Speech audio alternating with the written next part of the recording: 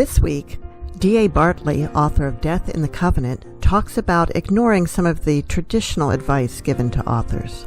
One of the rumors that was going around, don't go to publishers or agents saying you want a series because that's scary. My publisher was like, well, we think of this as a series. And then I'm like, oh, yes. So I feel like to pass on to people who are interested in writing, follow your gut, because the advice out there may feel wrong. Welcome to Writers' Voices with Monica and Caroline. I'm your host, Monica Hadley, and with me is my co-host and mother, Caroline Kilborn. And hello, everyone. I hope it's a beautiful day where you are. It's a nice day here. It is a beautiful day here, too, but I'm only 25 miles down the road. Yeah, that's true. Although but sometimes you have rain and I don't, so there you go. That is true, too. That definitely happens. Okay, so our book today is set a little further afield. Just a little bit. It's a page turner. It really is. You take some time to sit down and because really you want to know what's going to happen. Well, our guest today is D.A. Bartley. Also, that's her pen name, and we will be calling her Allison today. And the title of the book is Death in the Covenant, an Abish Taylor Mystery.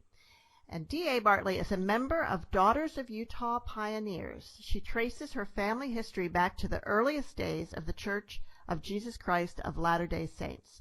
She spent much of her childhood in Utah, which is where this book is set, but her parents were incurable travelers. She was born in Scotland and lived in Germany, France, and Russia. After studying international relations, I wonder why, politics and law, D.A. worked both as an attorney and an academic in Manhattan. In the end, though, she could not escape her lifelong love of mysteries, and she lives in New York City with her family. Welcome to Writers' Voices, Allison.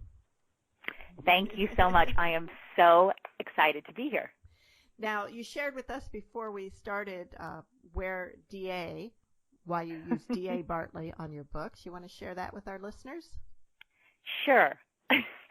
As I explained to Caroline and Monica, I did think it through because I'm such a mystery lover, and when I wrote this book, I was like, oh, my married name is not a particularly good name, and I'm a big fan of P.D. James, and I thought, I'll just go with my maiden name, which is D.A. Bartley. I was named after my grandma, Donna Allison Bartley. And so the pen name is not all that original, I guess. So it really is your name, but just... It really is my name, except, well, now I'm D.A. von Rosenvinge.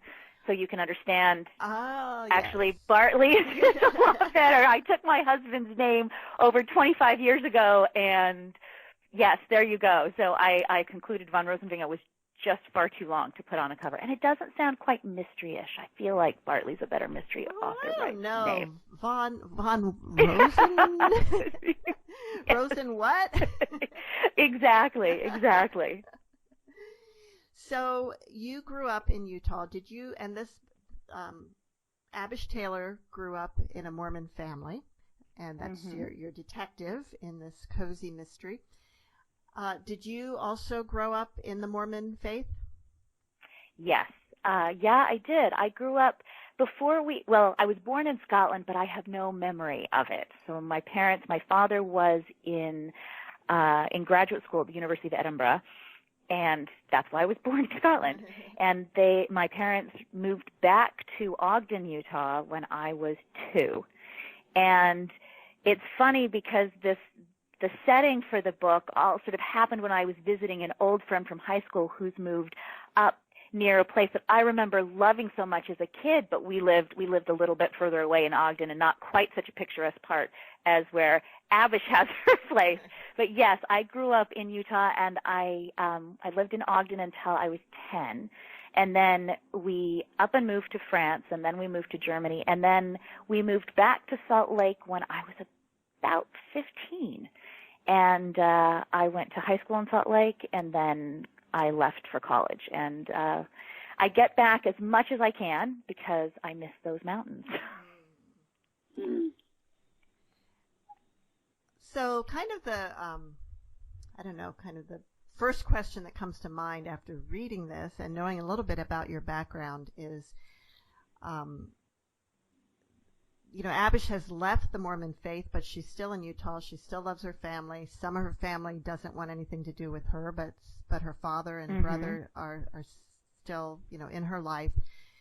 And how real is that for people who want to leave the Mormon faith, and why did you decide to write about that? Oh, that's a really good question, and I hope I can answer it.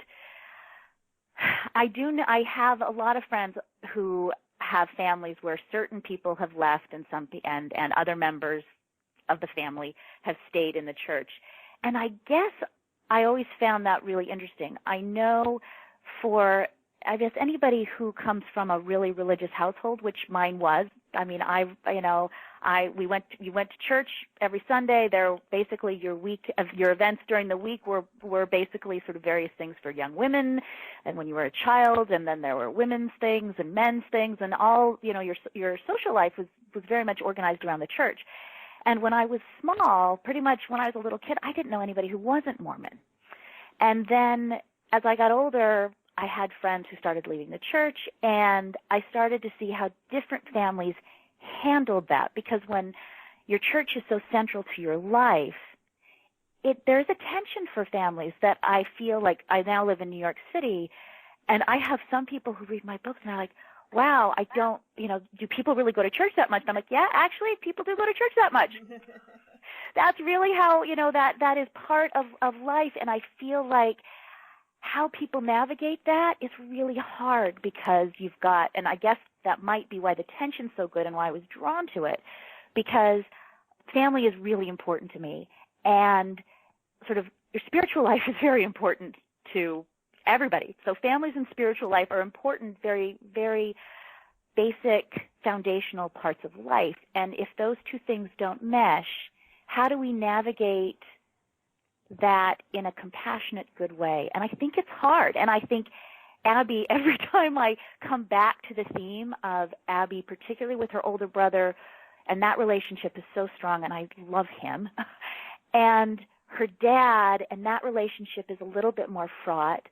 And I discover new things every time I sit down to write about that. And I suspect there's no one-size-fits-all answer about, how families manage when someone leaves a faith that is foundational to their religion, to their lives. And in Mormonism, it's maybe even a step further, because the afterlife is such an important part of life right now. So the temple ceremonies, people, you are sealed to your family for time and all eternity. A marriage is for time and all eternity. So when a family member leaves the faith, there absolutely is this tension. And have you experienced that in your own life as well? I have. I do. I am really lucky. I think things have. Now let me speak in English in a real sentence. I have a wonderful family, a wonderful, nuclear family. Sadly, my mother passed away 5 years ago, but I'm really close to my dad. I actually talk to my brother just about every day. And then my extended family, most of them still live in Utah. I have one second cousin who lives up in Vermont. He moved there. He's a dentist now up there. And then I have a number of cousins who've now moved to Idaho, a few cousins who lived in Texas for a while. And everyone has been really supportive and really open-minded about, different paths that everyone takes. I have seen this get better over the last 20 years. I know I had friends who left the church about 20 years ago, and it was a much tougher road than it is now, which is, I think, a good thing for everyone. Yeah, I think so too. Does that answer your question? I don't know. Yeah. I mean, they're hard a lot of subjects, religions right? they are hard subjects, and there are many religions that have some form of excommunication or shunning. Some of them are more severe than others, and I think as a religion matures, that maybe becomes less harsh. You know? Yes. Oh, you're completely right. That's such a good insight. Yeah, I agree with you. I mean, Mom, have you seen a difference even in your lifetime in the Catholic Church at how people react if someone leaves the church? Oh yeah, sure. Yeah. Yeah, no doubt. Yeah, there's more.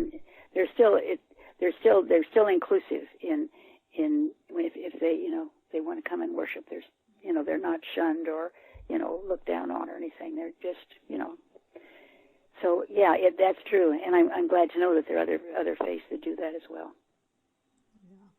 I wonder, we grew up, I grew up in Amish country in Lancaster, Pennsylvania, and the shunning, shunning was always something we understood as part of the Amish faith, where somebody would really be completely cut out of the family. I wonder if that's relaxed in that religion also.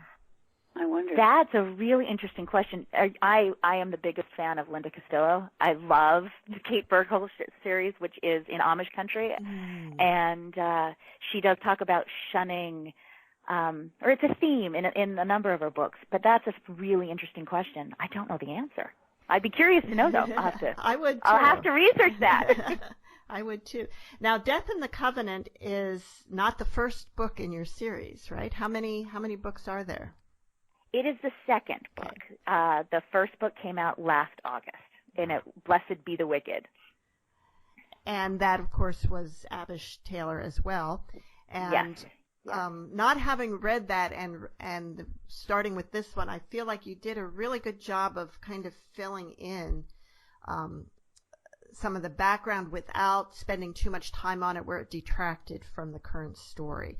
How do you go about doing that? Oh, first of all, thank you for saying that. I don't know how you do it. I think you have a good editor, and I think as a writer, I find that you learn like we all do. Like every single day, you get up and you're like, I learned something yesterday.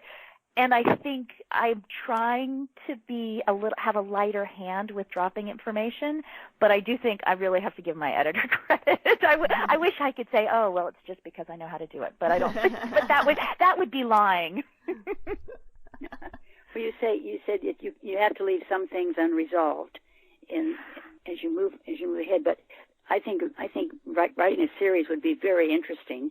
But what are some of the challenges presented by writing a series?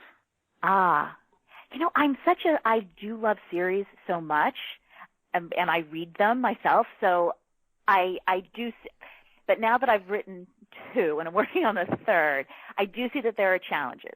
And I guess I would say the things that I love about a series is I get to leave things messy. So as I was talking about Abby and her dad, and she's now beginning to have a romantic interest. I don't have to resolve it by the end of the book, and that's okay. I feel, quite frankly, that a series kind of reflects life more realistically that way. I mean, I would love it if my life sort of at the end of every day, at the end of every week, it was tied up nicely in a little bow. Mine isn't. I don't know. Maybe yours is, but mine is completely not like that. So I see that that's an advantage, but the same thing is a disadvantage for a series, because when you have a standalone, or so I believe, since I've never written a standalone, although I'm sort of working on one, I see the advantage with a standalone, and you can have all of the storylines. You have, the beginning, the middle, the end for everything, and you can resolve things. And that's satisfying as a reader. That's true. That's true. And I know in TV series, when you talk about the romantic interest, that kind of the romantic interest never gets to be resolved often, because once it is, it's like, where does the story go from there? And is that now? Of course, the romance is not the forefront of your series, but I mean, how do you feel about that? Well, I don't know, when you were just discussing why, you don't want the romantic tension resolved. I don't know what, it's popped into my head. I'm like, yeah, making toast in the morning on a Wednesday when it's rainy and miserable, that's not nearly as much fun to read about as the romantic dinner with candlelight. Right. And right. Maybe that's part of it is, we all we deal with the toast on a miserable morning on Wednesday too much. And so it's nice to have, to read a book where there are lots of romantic dinners with candlelight. Mm-hmm. And the will they or won't they get together? And Exactly. It's a little bit more fun. I don't know if Abby and Flynn where everything will lead. I like him though. Oh, he's a great guy, no doubt about that. Man, he just steps in and helps without being overbearing, without taking over. Yeah. Right. I mean, can you find me a guy like that? I think yeah. Gosh. Okay, so Goodness. when you plot out your books, do you already know what the ending's going to be and how's it's going to determine, or do you have to find that out as you go? I call myself now. The first book I was a complete pantser. I had no idea where anything was going. I'll tell you how the first book came about, and it's a little bit, well, we already started off with some tough topics, so I'll just explain how the first book was written, which I think gets to your point of whether I'm a pantser or a plotter. I completely was a pantser. My mother, as I said, passed away about 5 years ago, but she had very early Alzheimer's. And there was about a 10-year decline. And over that period of time, I was back in Utah really as much as I could be back in Utah. And at one of those times, I went to visit this friend who lives up north of Ogden in Pleasant View. And she lived next door to this enormous house that had been empty. It was right after that, there were all these houses that had been built and then didn't sell, and it was one of those. And I got back to New York with my family, and somehow that empty house was sticking in my head. And I came back from a run one morning, and I just started writing. I had never written fiction ever. I have always read mysteries. My first book, grown-up book when I was little, was my grandma gave me an Agatha Christie, and then I just devoured them all. And I remember back when we'd make a big bowl of popcorn, and this was back when you couldn't record TV shows, so you had to watch it when it was on. And I would sit with my grandma, and we watched mysteries, we read mysteries. This was part of just our life. But I never tried to write one. So I sat down and I wrote 7 chapters. Disastrous 7 chapters.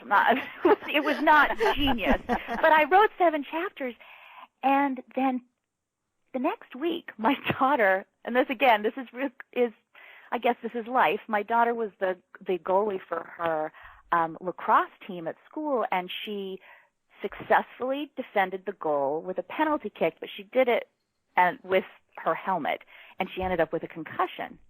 Oh. And so she had to be home for a few weeks, and the podcast that had gotten her, see now, if I had your podcast back then, I would have been fine. Maybe the book wouldn't have been written. But she didn't like anything I had given her to sort of listen to. And she said, well, Mommy, what are you writing? And I told her, and she's like, well, why don't you read it to me? So I read everything that I had written, and she looks up at me, because she can't look at a screen, she can't use her computer, she can't watch, not her phone, nothing, right? So for a teenage girl, this is a disaster. And she says, what happens next? I said, I don't know. And she said, well, go write and come back. So for 2 weeks, that's what my 2 weeks was basically that. I was making her soup, and I was writing and then reading to her. And by the time she was back to school, I was about halfway through a book. And, I was brought up, finish what you start. So I finished it. So for that book, and the last scene in that book, when I finally knew it was all coming to an end, I knew it was coming to an end, but in those last chapters, I still was not exactly sure how it was going to end up. Now, for this book, I realized pantsing it can be great, and I still actually don't know at the beginning of chapters where things will go, but when you start having to write on a deadline, you're like, maybe I should think about this to make sure that this story can hit all the points that it needs to hit, rather than make it 50,000 words in and go, oh my goodness, this doesn't go anywhere. So now I'm pretty much a pantser because I like to be surprised. I mean, I love it when I'm writing, when there's a conversation. Somehow it happens the most with Abby's dad, that he'll say something and I'll go, oh my goodness, yeah. So I like that aspect, so it's not all planned out beforehand, but it's kind of important to have, or at least I think if you're working on a deadline, I need to have a little bit of an idea of where things will go. So the second book was some plotting, mostly pantsing. So did you know who done it? In the first book? Or the second? In the second. In the second. Yeah, I did. Mostly. But I think you always want a few different options, and maybe I hope that makes it more fun for the readers, because as I'm writing, there are some times where I'm like, oh, I thought this was going to go this way, and it doesn't go that way.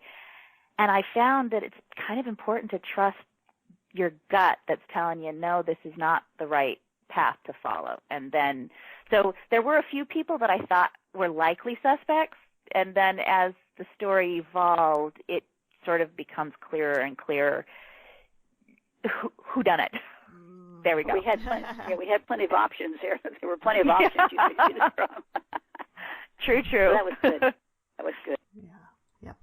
You're listening to Writers' Voices with Monica and Caroline, and our guest today is D.A. Bartley, author of Death in the Covenant, an Abish Taylor mystery. Now, is Abish a common name, Mormon name? Because it was an unfamiliar name to me. It was familiar to me, but it is not common.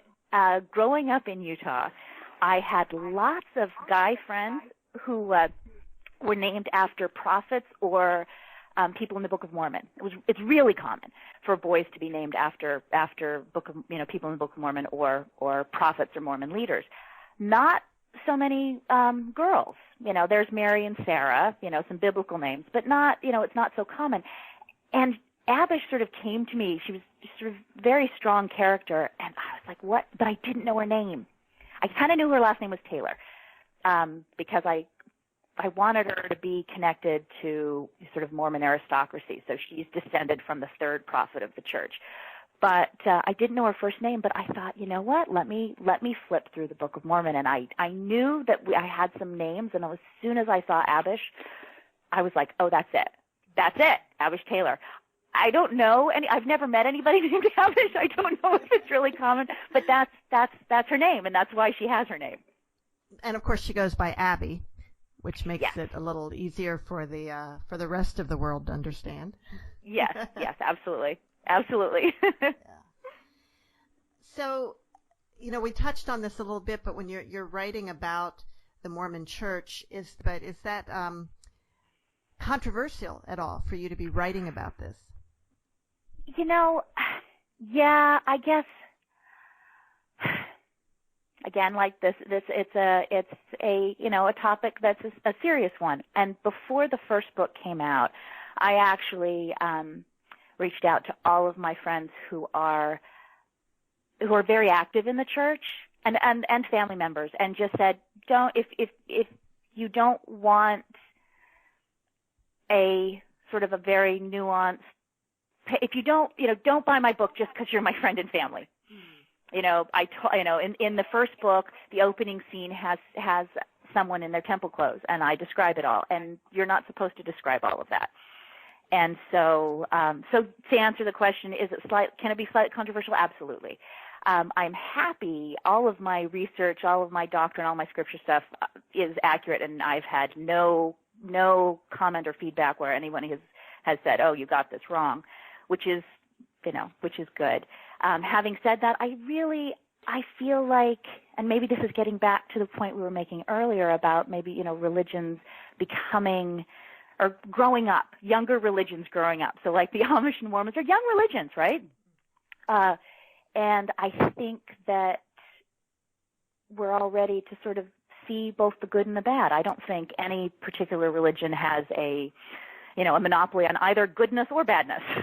And I feel like that's what I do in my books, is there are good guys and there are bad guys. I mean, the bad guys are really bad and not even remotely based on anything in reality. They're just good bad guys. But some people don't want to read about that. And I can understand that. Yeah, they don't want a church leader to be the bad guy. Yes, exactly. And that's fair. That's okay. When I was younger, like a teenager, I used to love talk about series books. It was a priest who wrote these mysteries. Father Brown? No, Father Andrew Greeley was his name. Oh, yeah. And a lot of times there were people in the church who were the villains in those. You remember his books, Mom? Yeah, vaguely, yeah. Yeah. Yeah. I think that's really great, though. To just be reminded that we all have to try to be good, and going to church every Sunday doesn't actually make you necessarily all that much better. Right. Than not. Yeah. I was just looking up. He was still writing into the 2000s, and I was certainly reading his books back in the 70s and 80s. So good for him. Yeah, no kidding. Wow. I'm going to have to check it out. I have not read these, so I'm definitely going to check these out when we get off the phone. Well, as I'm looking, I guess the earliest ones were the early 80s. So I wasn't a teenager then. I was a young adult. Nope, there's a 1979. Wow. Yeah, wow. 70s, yeah. A lot of books. Anyway, so how many books do you intend to have in this series? I don't have it. As many as my publisher will let me write. Oh. I am working on the third one, which I think is going to tie up, when we were talking about the loose ends, will tie up a number of loose ends that sort of have existed at the end of the first and the second book. But I'll be honest, Mormon history is got lots of room for, strange little things that make murder mystery writers very happy, and they are very sort of intriguing, fun things to play with. So there's a lot of stuff. Is there anyone else who's writing books set in the Mormon community like this, mysteries? The Linda Walheim mystery series. Meta Ivy Harrison, yes, okay. She does ones that are current. They're set in current day Utah. Yes, okay. She does. Okay. And they're lovely. How accurate is the history and doctrine brought up in the book? I mean, there's so much history here, and because there's just a lot of things have happened. Mm-hmm. And so, how accurate is it? You try to stay as accurate as possible, I'm sure. I do. I try to be 100% accurate. I'm sure I'm not, right? but I do. As you know, sort of, I'm an academic and a lawyer by training, so trying to get the stuff that's supposed to be factually right matters to me. So I really try. I tried my best to be, completely accurate as far as one can be, right? I mean, when you talk about historical documents, but I do try to sort of portray that too. If there are aspects, if there are rumors of something, but nobody can really nail it down, I try to sort of make that clear, rather than sort of saying, well, we know this for sure. But yeah, I do really try to be accurate on that. And yes, when I'm writing, I have all of my stacks of books, and I triple, quadruple check, and then my editors triple and quadruple check. So that matters to me. I don't know that it really matters for a good story, but it matters to me. Well, it does, and it should. It should matter to you, and that's good. Yeah. Now, one of the main themes in Death in the Covenant, or sort of one of the underlying causes of an issue, is that there's more young women who have stayed in the faith, and more of the young men have left, and so there aren't enough men for these women to marry and have children with, and the only way they can have a great afterlife is through marriage. So how accurate is it that this disparity between the numbers of men and women? That should be spot on. And I was inspired to write this book because I read an article that was written a few years ago, 2015, I think 2016, where the writer was comparing two very religious, conservative religious communities, an observant sort of, I guess, Orthodox community here in Brooklyn, and then looking at Mormons in Utah. And in both cases, both communities had this problem where right now they have a lot more women of marriageable age than young men. And I read the whole article. It was fascinating. It was interesting to see the parallels between these faith communities that probably don't think of themselves as being all that similar, and how much was, just as universal if that's one of the goals of being part of the community.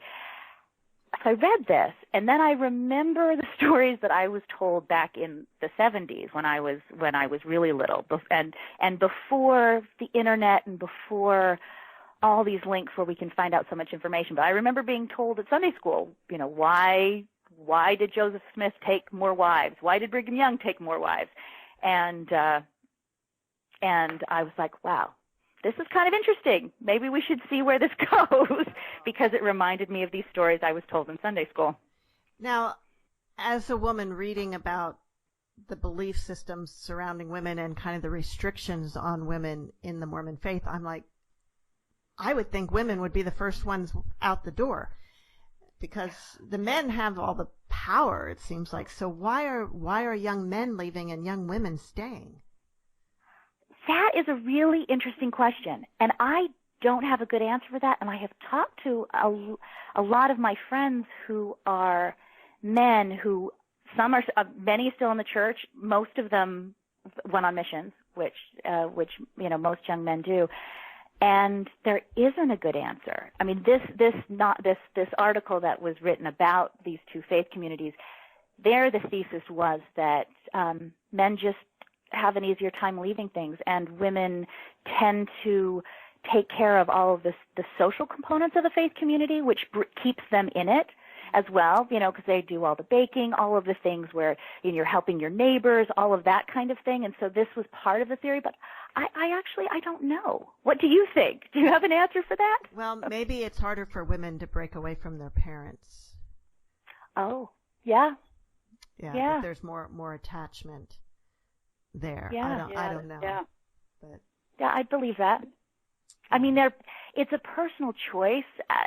And so I can imagine, if you were like a sociologist, every individual who leaves or doesn't leave is making really personal choices. And so I do wonder and I'm sure that would be part of the calculus. Well, yes. And also the young men who go out go out into the community and so forth, they are exposed to a lot more things than the women are. Mm-hmm. And maybe that's part of it too. Yeah. Do women do they have any kind of mission trip, the women? They do. Now they do. When I was in high school, almost all of the guys I knew went on missions, and very few of the women went on missions. But that was when the age that you went on a mission was 19 for men, and I think it was 21 or 22 for women. Most women got married. Most of my friends were married before they were 21. So they just didn't go on missions. Now, both men and women can go, and I think the age is like 18, 19. So they finish high school and they go for, 18 months, 2 years. It depends. The rules governing missions have changed a lot in the last few years for, I think, all sorts of reasons. And there are more women going now, but this is a new thing. Okay, so maybe the numbers will balance out in the future, but not in the right direction. Actually, you're so right. That's such a good point. It might not be a problem for much longer. Yeah. Well, Allison, why don't you read a little bit from Death in the Covenant? All right. I'm going to read from chapter 1. All right. Darn! Please be a wrong number. Abby had drifted to that critical junction between pleasant drowsiness and total unconsciousness when her phone went off. Her body craved sleep. Just one night of uninterrupted rest. One night with no nightmares. One night when she didn't lie awake for hours staring into the darkness. It had been too many months to count now. John had suggested she see someone, his big brother way of letting her know he was worried. He had broached the topic a couple of times in gentle, oblique ways, which made Abby feel ungrateful for being irritated. Her phone buzzed 2 more times before she could focus enough to read the numbers on the screen. It was Clark. She swiped to the right to answer the call. Taylor, there's been a car accident on Route 39. Jim Clark, Abby's partner, sounded chipper. He probably never had trouble sleeping. The driver's dead, an old guy, already called the doctor working as ME tonight. The chief said we should just handle it. I don't think he wants to get out of bed for a drunk driver. I'll be right there. Abby forced her body upright, the latest ton of French falling to the ground as she shifted. She picked up the book and placed it on the coffee table next to a nearly full cup of passion flower tea. Granted, reading suspense probably hadn't been the best choice for inducing sleep, but she'd hoped the herbal tea's calming qualities would do the trick. Abby climbed up the stairs to her bedroom. She pulled on jeans and a T-shirt, then laced up an old pair of hiking boots. As she walked back to the kitchen, to the front door, the coffee pot called to her, but there wasn't time to brew a fresh one. In an act of optimism, she picked it up. It was heavy. Abby poured day-old coffee into a thermos, grateful for small blessings. Do you want to go on a little? Should I keep going? Okay. Yeah, yeah, I don't want to bore anyone. Yeah. I don't think that's going to happen. Okay, thank you. The end of Abby's long driveway was Route 39. Like a lot of small canyon roads in Utah, it was treacherous and narrow. Abby's cabin wasn't far from the crash site. It wasn't long before she saw the glow of flares and police cars on the side of the road. Nearly half of the Pleasant View City Police Department was there. Clark and the 2 other full-time officers. The area had been cordoned off, and the 3 men were searching the ground. Abby parked her old Range Rover next to the squad car, near cement blocks that had seen better days. It had been decades since politicians in any of the nearby towns had had either the money or political will to spend on infrastructure to prevent exactly what had happened tonight. Clark looked up when he heard her car door open. He waved. The narrow shoulder of the road dropped precipitously to the creek below. Streams in the canyons were fast-moving with snowmelt this time of year, cutting jagged edges into the mountainside. Abby hiked down the steep embankment to where the car was crumpled. The back of the dark car was in nearly perfect condition, even though the automobile had taken a nosedive into the rushing creek. Despite efforts to light the scene, the darkness made it impossible to see much of the front, let alone who was or what was inside it. What do we know about the driver? Nothing, Clark answered. We can't touch the body until the ME gets here and does his thing. It looks to me like he drove straight off the road. Anyone see anything? Beyond the lights the officers had set around the car, there was nothing but blackness. Nobody lived anywhere near this winding stretch of the canyon. Clark shrugged. Anyone check up there? Abby pointed to the other side of the creek. There was an unofficial campsite just past the first ridge where local teenagers liked to hang out, drink beer, and do whatever teenagers did when left to their own devices. It hadn't been so long ago that she'd spent the occasional weekend evening up a canyon, beyond the careful watch of parents and church leaders. Abby couldn't see light from a campfire, but if she was lucky, someone might be up there, someone who could have witnessed the crash. Keep going? Yeah, or is that a good place to stop? Just a little more. Just a little more, okay. Yep. Clark kicked the dirt. No. Abby knew he was embarrassed that he hadn't already thought of checking the site. But Clark probably hadn't been the kind of teenager who hung out at non-sanctioned campsites. It wouldn't have occurred to him. No worries. You stay here to meet the ME. Flashlight in hand, Abby crossed the stream with dry feet, courtesy of 2 fairly stable rocks and some luck. From there, it was a steep but not difficult climb up a well-worn, dusty path. As she stepped into the clear area, the breeze shifted so that the pleasant smell of campfire smoke was unmistakable. A few large trunks served as benches around a fire pit, deep red embers still glowing beneath the wet, charred remains of the logs. All right. That was D.A. Bartley reading from Death in the Covenant, an Abish Taylor mystery, and you are listening to Writers' Voices with Monica and Caroline. See, you want to know if there was somebody there, and you want to know who was in the car. Questions. Yeah. Yeah. So are there any characters in this book that somebody reading it would say, I think that's based on me? don't think so. Actually, I have, to be honest, I've never thought about that. I'm just wondering, like your older brother or your dad or. Well, okay. I would say this. It is true. I'm very close with my brother, and we do talk almost every day. And I think the moment now, my brother's younger than I am, and this is Abby's older brother. But I guess I like that's an important relationship, and I think it is for Abby, and I know, like, for me in my own life. So my brother, I hope, like, the good aspects, probably it's true, maybe all the good aspects. My brother is a really great guy and has always just, been so open to everybody and is always willing to help out and is thoughtful and caring. And I think, Abby's brother John is that way too. And so there's probably some of that. My dad, that's interesting.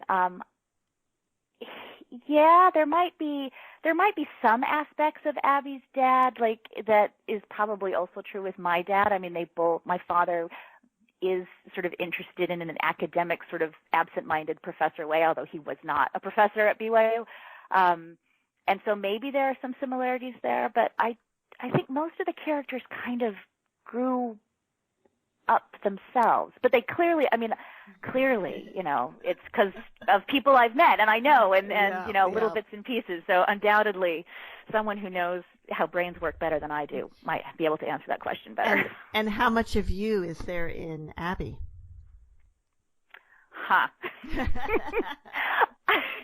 I did have it in the first book. You don't see Abby. I don't think I have her go on any runs in this book. I did in the first book, and my editor's like, you got to cut these scenes where she goes running every morning. I do. I am a person who likes to sort of sweat it out first thing in the morning because it just sort of clears my head, gets me ready for being productive for the day. So that's true, but I'm not tall. I don't have lovely hair like Abby has. I'm not, I would love to have Abby a lot of the things in Abby's life, but no, I've got short blonde hair and I'm kind of short and I'm a lot older than Abby. But I mean, that's just the surface. What about underneath? The curiosity, the kind of stubbornness. I bet there would be people who would say the stubbornness.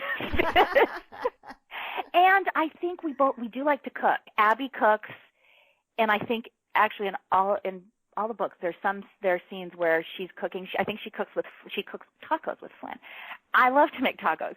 So maybe the cooking thing, that probably comes from, I like to be in the kitchen and cook. I like the process of slicing and dicing and prepping for a meal.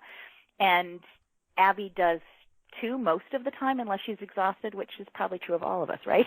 Yeah, really. Unless we're exhausted, in which case someone else can do it. She also seems to quite like wine. She does like wine.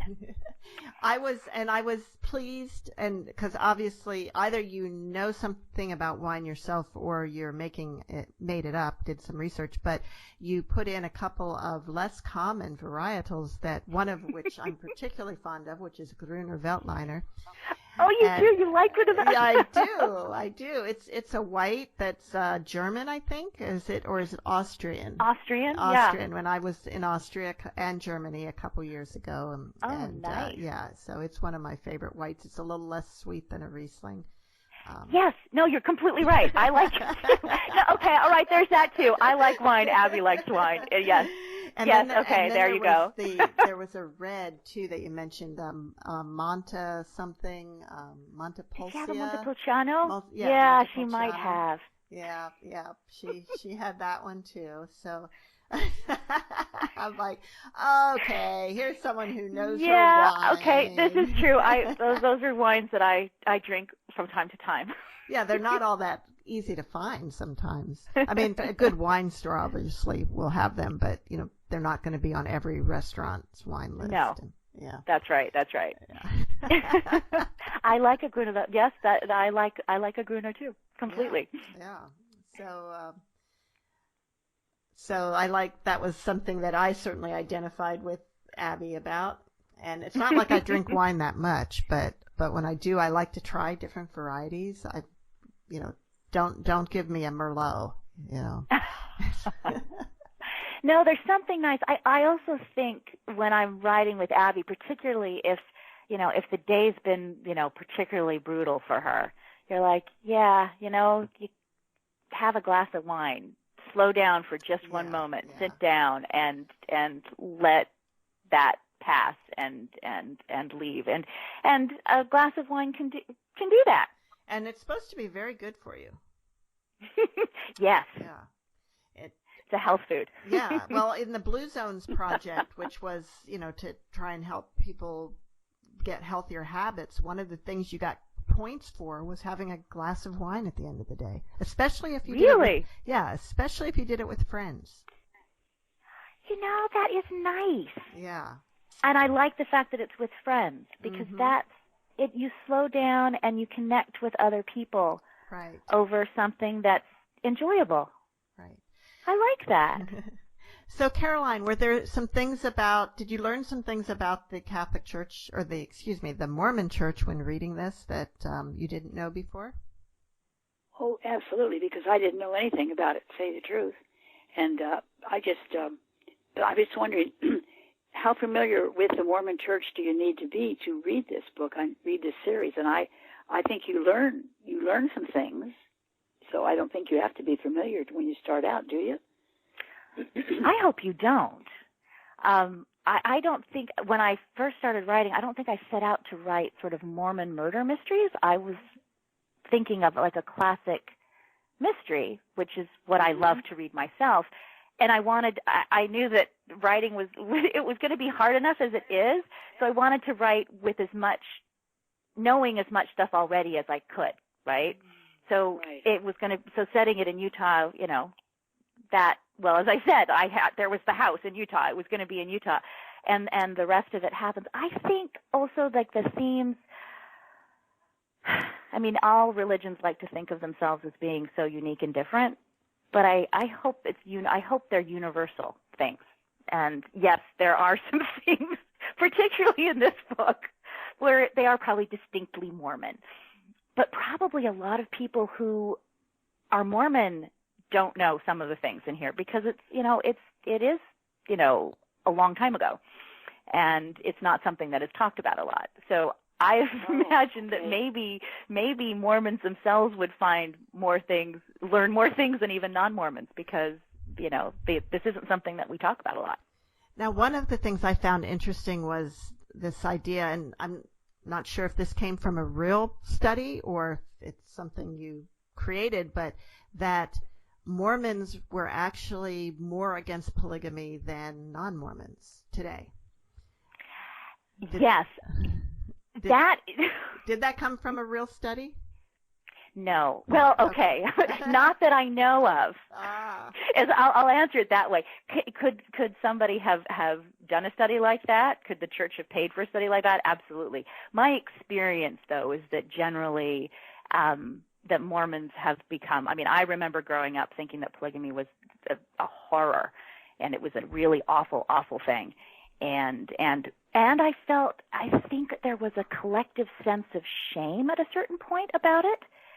Mm-hmm. I think now people are starting to, as more time passes, I have friends who now sort of joke about, where the different wives were buried in cemeteries and say, that actually there was one of my friends, his great-great-grandfather had, 4 wives in Salt Lake, and after they had all passed away, the wives, everyone had passed away, but the wives have all made it clear that they did not want their cemetery to be the same one as the husband's, but the wives were all happy to be together. Oh. That's not the sort of joke. I know, exactly. Isn't it good? Yeah.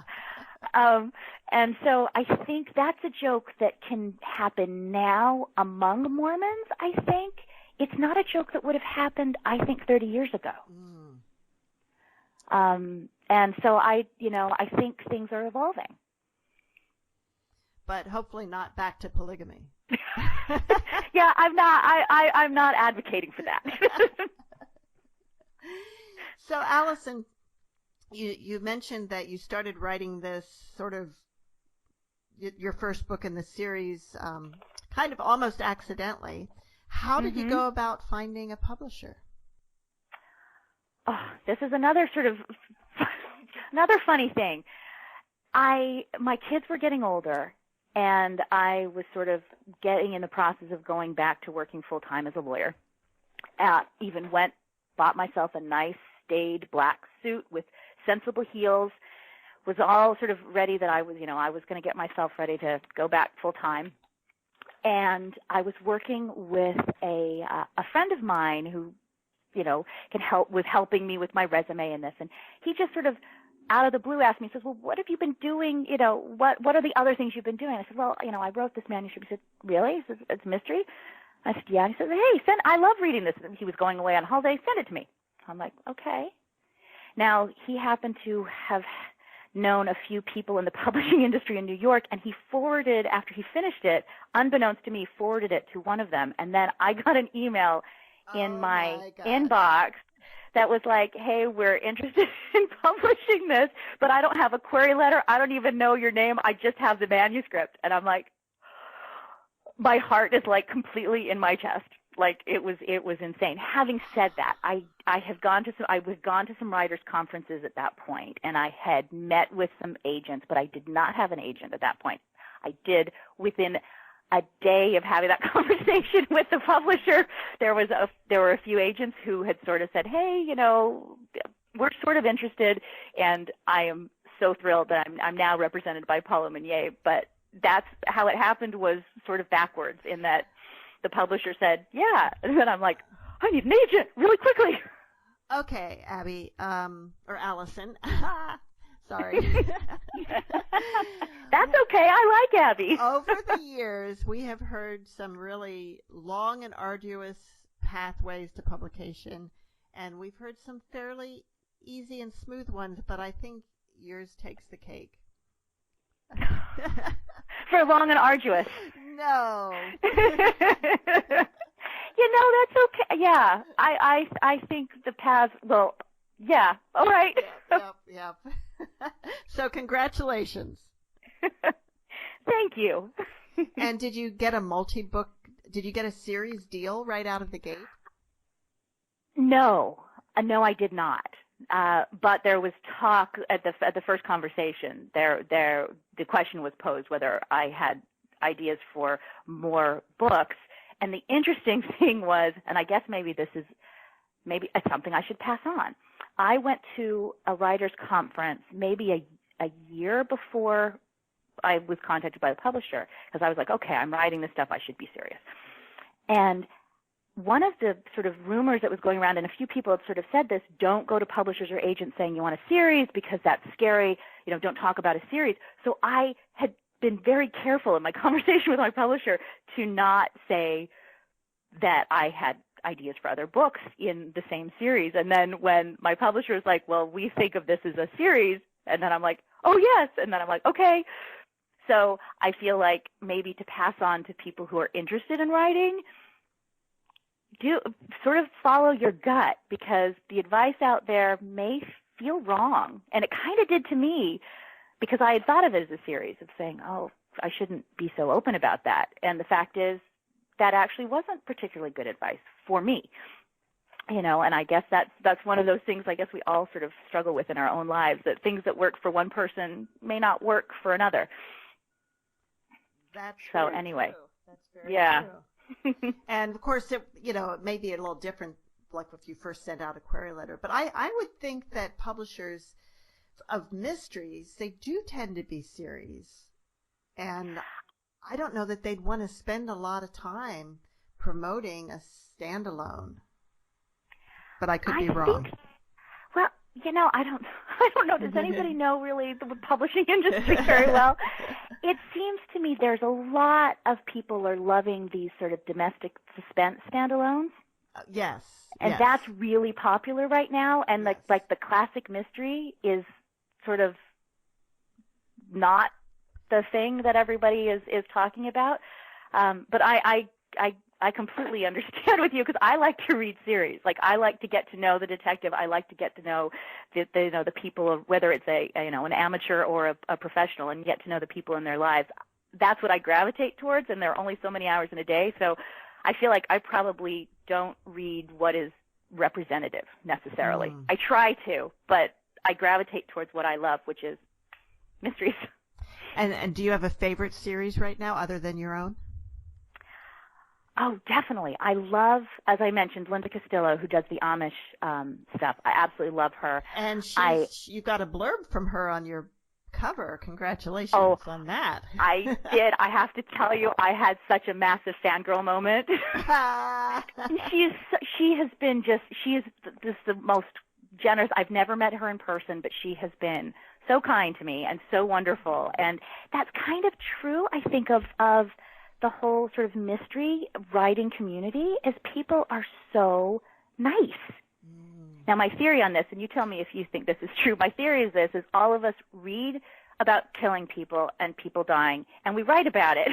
And so actually once we leave the page, we're like, oh, okay, this is all lovely. There's no pent-up anger or anything. We're all like, and everyone is so kind and lovely. It's amazing. I mean, that's been my experience anyway. I have yet to meet, I think, a mystery writer, a suspense writer, a crime writer that hasn't just been utterly lovely. And I see you're a member of the Mystery Writers of America. I am. I am also currently, as of last month, the president of the Sisters in Crime New York City Tri-State chapter. Ooh. And we're working on our website. We've got lots of things. But yeah, it's, again, the community, Sisters in Crime is a great community, mystery writers, great community, so many helpful, wonderful people. You know, we interviewed someone who I think is on the board of the Mystery Writers of America, maybe even the head of it right now. Who would that? What was his name? Now I can't remember, but it's a great organization, isn't it? It really is. Yeah. He does the website and does they do readings around DC, I think, or at bars and stuff. And I wish I could remember. Yeah. Yeah, the New York chapter is wonderful, and I'm fortunate because I live in New York City, so I can go to the Edgars, which is talk about another fangirl moment. Oh yeah. And you're like, oh my goodness, do you know who that is? Do you know who that is? Do you know who that is? Well, we're out of time. Unfortunately, but this has been a real pleasure. Oh, it's been so delightful to talk to the two of you. Thank you. Thank you. And Mom, do you have some closing words? Oh, I do. Yeah. Well, when you read this book, you'll know this fits it. I think the only way you can truly repay those who helped you is by helping others.